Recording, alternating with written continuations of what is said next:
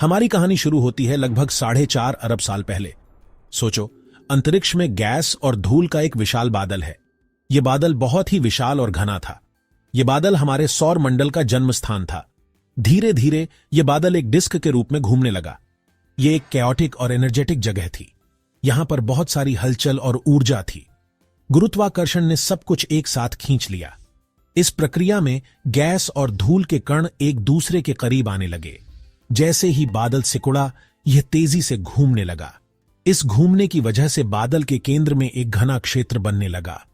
इस घूमते हुए बादल के केंद्र में एक तारे का जन्म हुआ, हमारा सूरज। यह तारा धीरे धीरे और भी बड़ा और चमकीला होता गया। बहुत अधिक गर्मी और दबाव के कारण सूरज में आग लग गई, जिससे प्रकाश और ऊर्जा निकली।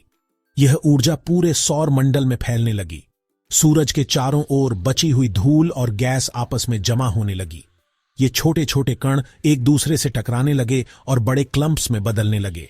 समय के साथ ये क्लम्प्स बड़े होते गए और ग्रह बन गए। ये ग्रह धीरे धीरे अपने वर्तमान आकार और रूप में विकसित हुए। इनमें से एक ग्रह हमारी पृथ्वी थी। यह ग्रह धीरे धीरे ठंडा होने लगा और इसकी सतह पर ठोस परत बनने लगी। शुरुआत में पृथ्वी चट्टान का एक गर्म पिघला हुआ गोला थी। यहां पर बहुत अधिक ज्वालामुखी गतिविधि होती थी। न कोई महासागर थे, न कोई महाद्वीप और निश्चित रूप से कोई जीवन नहीं था। यह एक बंजर और निर्जीव स्थान था। क्षुद्र ग्रह और धूमकेतु लगातार युवा ग्रह पर बमबारी करते रहे। इन टक्करों ने पृथ्वी की सतह को और भी अधिक गर्म और उथल पुथल भरा बना दिया। यह बहुत गर्मी और उथल पुथल का समय था, लेकिन धीरे धीरे यह उथल पुथल शांत होने लगी और पृथ्वी पर जीवन के लिए अनुकूल परिस्थितियां बनने लगीं। अपने इतिहास के शुरुआती दिनों में पृथ्वी ने एक बहुत बड़ी घटना का अनुभव किया। मंगल ग्रह के आकार की एक वस्तु, जिसे थेइया कहा जाता है, हमारी पृथ्वी से टकरा गई। यह टक्कर बहुत पावरफुल थी। टक्कर से निकला मलबा अंतरिक्ष में फैल गया। गुरुत्वाकर्षण से बंधा हुआ यह मलबा अंततः मिलकर हमारे चंद्रमा का निर्माण किया। चंद्रमा के बनने का पृथ्वी पर गहरा प्रभाव पड़ा। इसने पृथ्वी के घूमने को स्थिर किया और ज्वार भाटा पैदा किया। जैसे ही पृथ्वी ठंडी हुई, ज्वालामुखी फटने लगे, जिससे ग्रह के अंदर से गैसें निकलीं। ये गैसें, जिनमें जल वाष्प, कार्बन डाइऑक्साइड और नाइट्रोजन शामिल थीं, ने वायुमंडल का निर्माण किया। इन गैसों ने शुरुआती वायुमंडल बनाया, जो जीवन के लिए आवश्यक था। जल वाष्प संघनित होकर बारिश के रूप में गिरा, जिससे पहले महासागर बने। ये महासागर जीवन के लिए एक आदर्श स्थल बन गए। इन शुरुआती समुद्रों में जीवन का उदय हुआ, जो एक अद्भुत घटना थी। जीवन के पहले रूप एकल कोशिका वाले जीव थे, जो सूक्ष्म और सरल थे। वे सरल थे, लेकिन उनमें प्रजनन करने की उल्लेखनीय क्षमता थी, जिससे वे तेजी से फैल सके।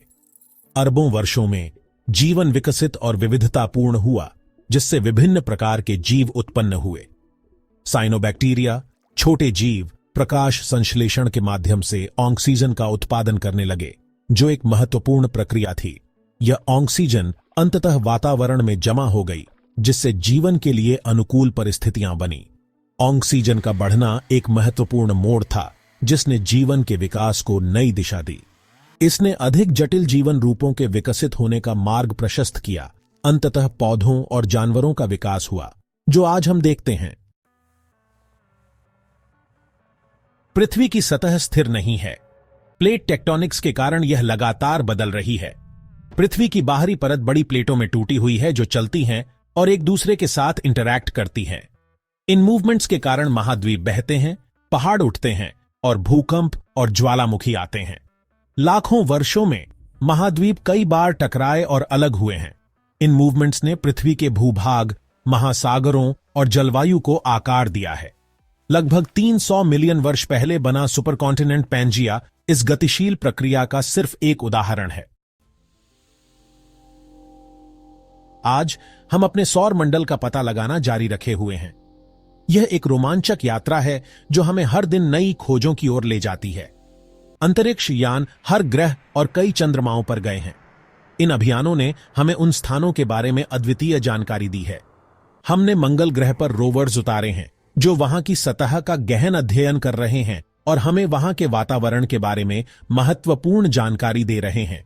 शनि के छल्लों का अध्ययन किया है जो हमें इस विशाल ग्रह के बारे में और अधिक जानने में मदद कर रहे हैं, और यहां तक कि प्लूटो से परे दूर बर्फीली दुनिया को भी देखा है। ये दुनिया हमारे सौर मंडल के सबसे रहस्यमय स्थानों में से एक है। इन मिशंस ने हमें हमारे सौर मंडल के निर्माण और विकास के बारे में अविश्वसनीय जानकारी प्रदान की है। यह जानकारी हमें हमारे ग्रह और उसके इतिहास को बेहतर समझने में मदद करती है।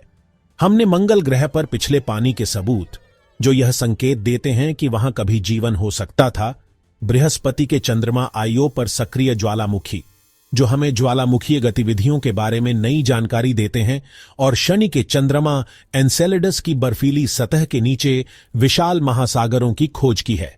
ये महासागर संभावित जीवन के लिए एक नया स्थान हो सकते हैं। हमारे सौर मंडल की खोज की एक सतत यात्रा है। हर नई खोज हमें और अधिक प्रेरित करती है। हर मिशन हमें ब्रह्मांड में अपने स्थान को समझने के करीब लाता है। यह एक अंतहीन यात्रा है जो हमें हमेशा आगे बढ़ने के लिए प्रेरित करती है।